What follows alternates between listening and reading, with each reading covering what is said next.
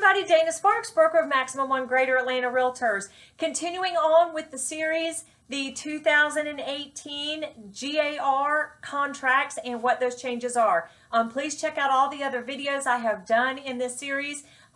You will see them listed in the actual channel, or there is a whole separate playlist, 2018 GAR contract forms.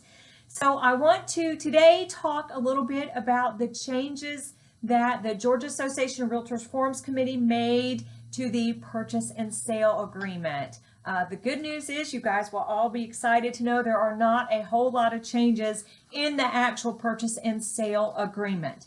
There is one change that I think is, well, let me just address them to you, for you. So the first thing they did is on paragraph A4, where it talks about closing and possession.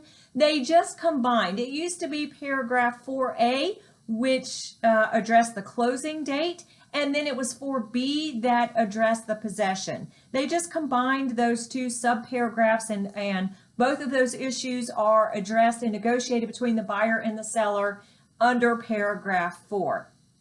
Additionally, on paragraph A5, where it has a fill in the blank for the parties to negotiate the holder of the earnest money, to name the holder of the earnest money, it specifically states, if the holder is a closing attorney, then F84A must be attached as an exhibit hereto, and F84B must be signed by the closing attorney. So now, if the parties are going to specifically name a closing attorney as the holder of the earnest money, you must, those forms are required. Those forms have been addressed thoroughly in another contract tip video, so please check that out in the channel for a full discussion on that.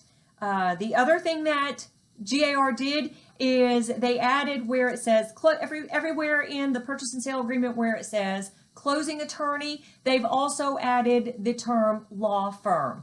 As you guys all know, sometimes you will name an actual law firm rather than a specific closing attorney. So GAR has just formally addressed that issue in the contracts. The other thing is, and I've mentioned this in the general universal changes, anywhere in the purchase and sale agreement where it references another form, for example, the lead-based paint exhibit, it now gives the form number as an easy reference for you, the agent, so that you can find the form by number in addition to the actual name.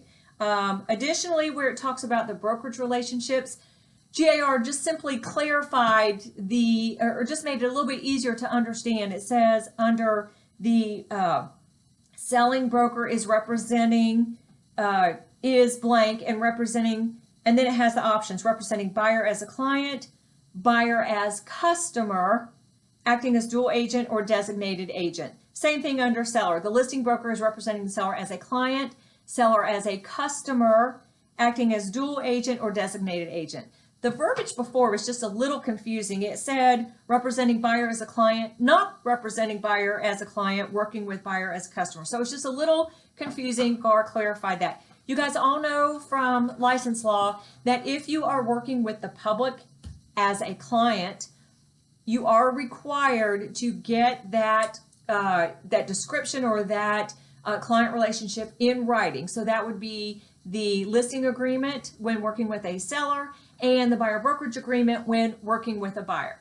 There is no license law requiring any sort of written agreement between the public person and your broker when you are working with that person as a customer.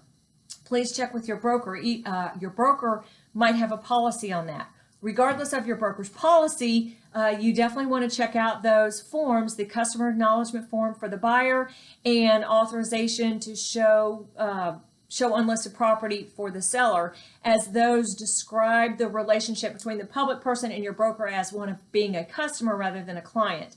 I strongly suggest that you take a look at those and get those signed by your public people so that there is no misunderstanding as to the relationship that they have with your broker and the representation of what that involves.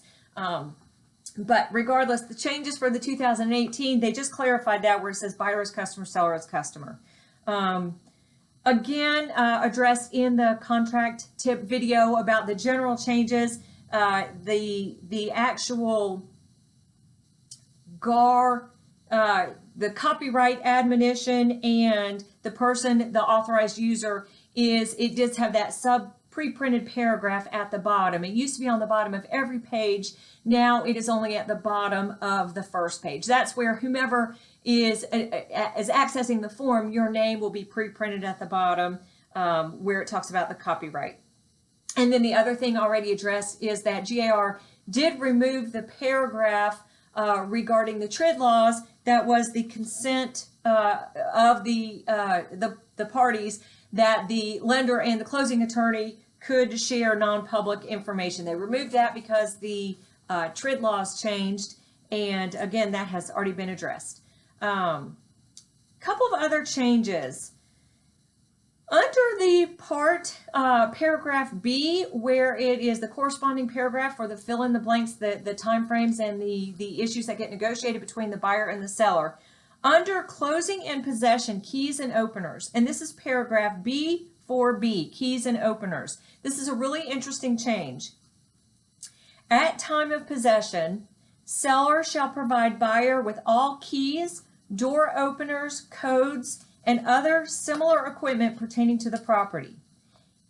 If the buyer's possession is after closing, the seller shall provide the buyer with at least one set of keys to the property at closing and all the keys at possession. So basically what GAR did is all the keys need to be handed over at possession. They timed it with possession rather than closing.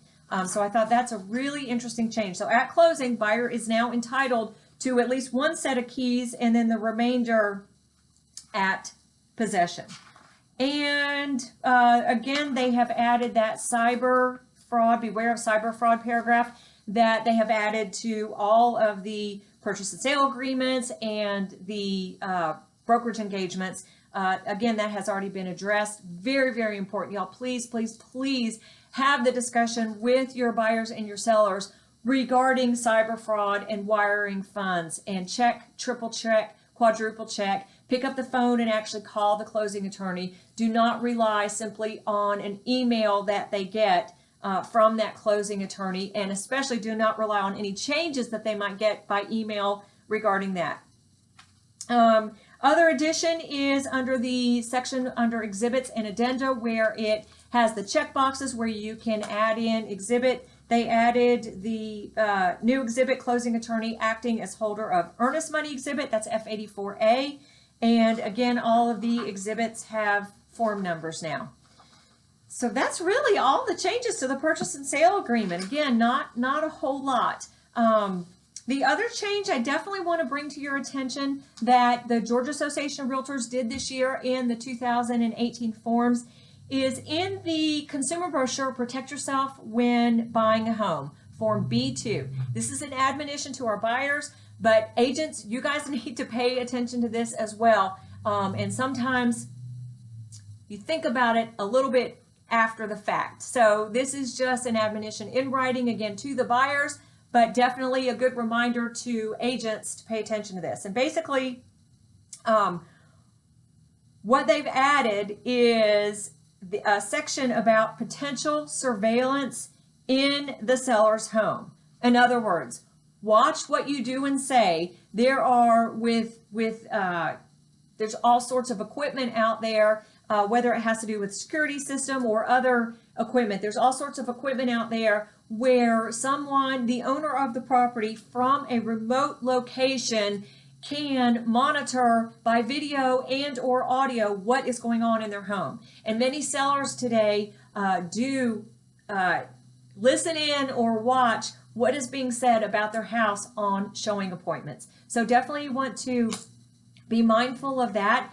And that whole section has been added to that consumer brochure, Protect Yourself When Buying a Home. Additionally, in that consumer brochure, there is a whole section on lead-based paint, not lead-based paint, on lead pipes in the home test your drinking water. As you know, that has been in the news lately throughout the country regarding lead in the pipes that our water runs through. And there was an article in the AJC that recently came out, and I'll put the link below. And I just want to thank Jim Parker of Access Brokerage Incorporated for bringing this to my attention. And there was an article in the AJC, and I will put the link below, of lead in the drinking water in Atlanta. So GAR has put that whole section in the consumer brochure, what to look out for when buying a home. So I think that's about it for the changes. Again, please watch. Thank you so much for watching this whole series of videos on the changes to the 2018 Georgia Association of Realtors contract forms. And please finalize and check everything out with your own broker. Please make sure to take a class so you can ask any live questions and get them answered by the instructor.